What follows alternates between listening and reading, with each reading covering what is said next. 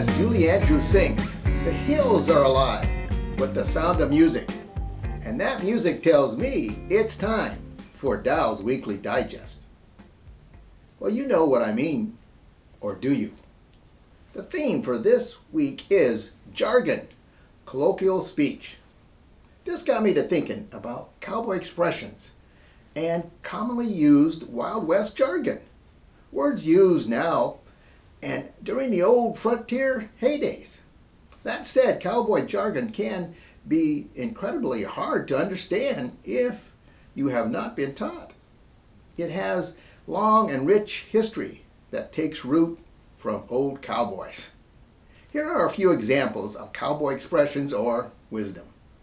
Ace high means high class or upscale.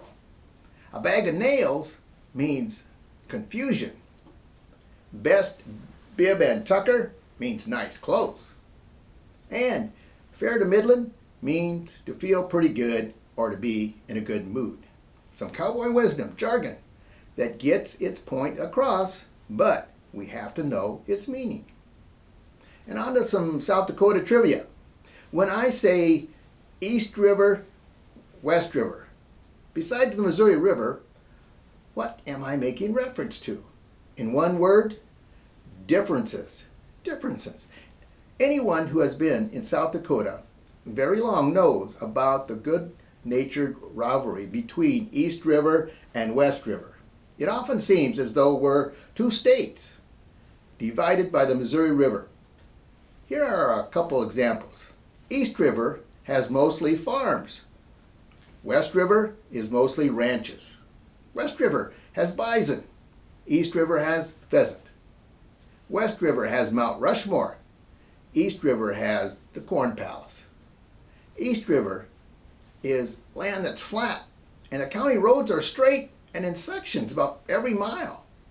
Whereas West River, the land is hilly, and the county roads are not straight, and they may go forever. In East River, they celebrate Tabor Check Days. West River, we celebrate Wild Bill Days. West River has pie. East River has kuchen. East River has garter snakes.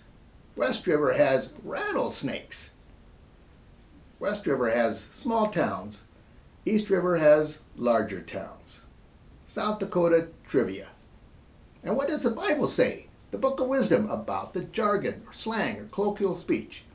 Let us look at 1 Corinthians chapter 14, verse 10. There are doubtless many different languages in the world, and none is without meaning. Without meaning. Key word here. But do we know? Do they understand what we mean? You know, jargon infects most groups, but in particularly concerning maybe religious ones. If you were a new church visitor and heard the term love offering for the first time, what would you think? Maybe offering oneself in some love ceremony?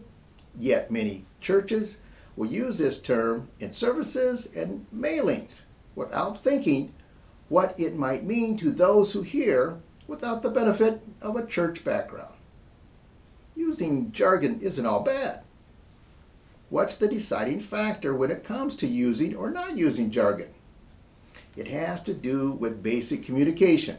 In order for communication to take place, the person receiving the communication needs to understand what you are trying to say. Communication requires understanding. If the person you are talking to doesn't understand jargonese, cut out the jargonese. Think about the person to whom you are talking. Then think about the content of your message. Then verbalize and communicate effectively. Carrying this jargon theme forward, I would like to expound upon an example I came across. An example I found at the Financial Markets website. So let's go to the Financial Markets website, fmiAgent.com. I'm going to go to the top of the toolbar and click on the Agent Tools, and under the Sales and Marketing heading on the right hand side, I'm going to click on to Products. Let's go down to Premier Life Carrier American General and click on to its logo. Now, Under the News, I'm going to click onto the tab in the corner that says View All. And I'm going to move down to May 12th, entitled Need a Spring Cleaning Hack? Well, we see this jargon, hack. I heard on the news that a petroleum company was hacked into and held for ransomware, and they paid $5 million. And when you call someone a hack, you could mean they're not doing great at what they do. Yet, the social term now for hack has entered a general usage with a new non-technical sense or meaning a solution or a workaround. And it is that piece of jargon, a solution or workaround, that American General brings to us during the springtime. So let's click on to read more, as they have me intrigued. I see the term cleaning hack or cleaning solution. They suggest that it's a great time to dust off our client's protection portfolio and see if they could use a little refresh. As they point out, time and life events can change our clients' goals and future plans.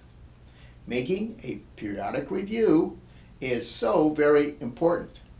It helps them polish up their portfolio and get a fresh beneficiary review. And now I'm going to click on to the tab entitled How To Guide. This is your guide. It's going to cover how to use the client financial journal that I could be sending to my client and go over with him or her. So let's click on to the How To Guide. Right from the beginning, you can see this guide is trying to cut down on jargon and make sure that everyone understands what the topic is. On page 4, the intro, they go over what a beneficiary review is. Basically, it's identifying, matching, assisting, and referring. By taking these steps, you take on the role to simply make your client aware of his or her current disposition and help them determine if their disposition plan meets their goals. Now, also, this area points out what the beneficiary rule is not intended to be.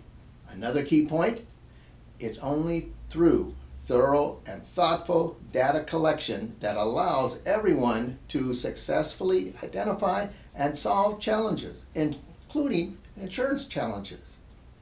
This information is essential for determining whether your client has a coordinated disposition plan and whether this plan meets your client's wishes. Keeping the basics, the next area covers the purpose of the beneficiary review. Following 3 steps will help you identify any possible insurance shortcomings, and in many cases, the need for a more detailed, separated insurance review with them. Page 5, it points out that this is a self-contained financial professional program. Unlike some insurance-related programs, this beneficiary review is designed so that you, the financial professional, can complete the entire review independently without home office or consultation. Keep the process simple and you will be successful. The next key indicator is how the guide is structured. We have beneficiary review, we have general notes, and finally we have appendices. Page 5. It gives us trigger points that may reveal certain sales opportunities in the course of completing the beneficiary review. And for every trigger point, they have earmarked certain questions that you can bring up in the discussion. Page 7, it doesn't take jargon for granted, and we had a definition of beneficiary, along with possible uses of beneficiary designations for particular assets. Now page 8 covers certain, let's call them hot buttons, of significant concern where a misdirected designation may cause great distress or unintended consequences for your client. And from the grid below, here is an aid showing specific beneficiary designations along with their accompanying general characteristics.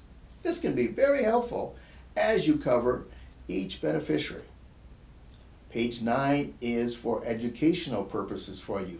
They bring forth the point that beneficiary setups may vary state by state, and your client should be encouraged to discuss any issues identified by your review with their local attorney or tax advisor before making any changes. Page 12 gives us suggestions and guide how to work with other professionals that your client may have, such as an attorney, tax advisor, or CPA. On page 13, we have concepts as they relate to beneficiary designations. For example, the concept of revocable versus irrevocable. It has been said now that practice doesn't make perfect. Perfect practice makes perfect. On pages 17 to 24, we have actual case scenarios that we can practice. A non-technical sense of solution, a workaround. Yes, I do believe that American General has provided for your clients a solution to make sure that time and life events have not changed their goals and future plans. Using American General's all-encompassing beneficiary reviews, definitely a hack or solution. And who would I contact to get more information or get some of these forms? You bet, your dedicated team member, your internal wholesaler. And now let's look at a video that covers, or maybe better said, explains what life insurance does for the family. Life insurance is so important as it helps people plan and prepare with dignity to preserve their hopes and dreams for the future against the unexpected happening. Life insurance can't take away the grief from those moments, but it can take away one of the worries. And the financial security it provides to beneficiaries of life insurance policies can't be underestimated. It can allow people to stay in their own home without changing their lifestyle. It can allow people to send their children to college. It can allow people to re-educate themselves to provide an income for their families for life. There is no one that life insurance doesn't benefit. Life insurance is for everyone. Ask your clients what life insurance is. What jargon do you think you're going to hear from them? Did you pick up where Adam on the video pointed out? Life insurance helps people plan and prepare to preserve their hopes and dreams for the future. GP for U equals G. You know, this jargon came to me years ago. I didn't hear it anywhere. You might say I invented it. Now, I will say that I did get help from Tony Tagger. Cornflakes commercial, yes. The speaker would say, Kellogg's Frosted Flakes, they're good. And then Tony would step in and say, Kellogg's Frosted Flakes, they're great. Now that cadence and phrase stuck with me. And so, GP for U equals G. God's plan for you. They're great. And blessed are they who ease the pain of misfortune, for they shall be called insurance agents. You take care.